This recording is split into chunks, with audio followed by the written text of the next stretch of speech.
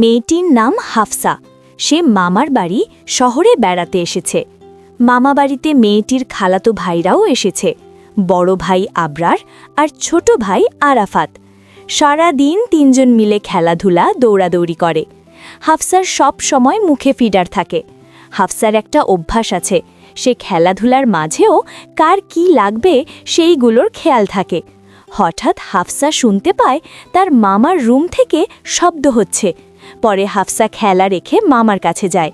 মামাকে দেখে বুঝতে পারে মামার জ্বর এসেছে, তাই হাফসা পানি নিয়ে আসতে যায়। হাফসা অনেক ছোট, তাই পানি নিয়ে আসার সময় অনেক পানি পড়ে যায়। মামার কাছে এসে বাকি পানি মামার শরীরে পড়ে যায়।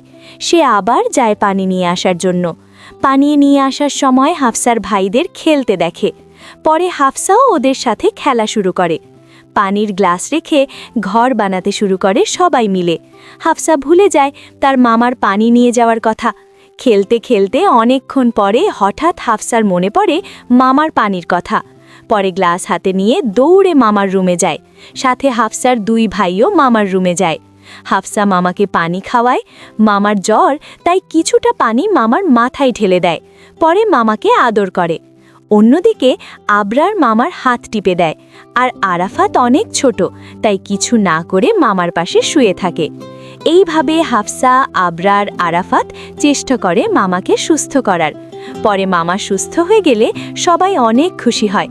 সবাই আনন্দে নাচানাচি করে।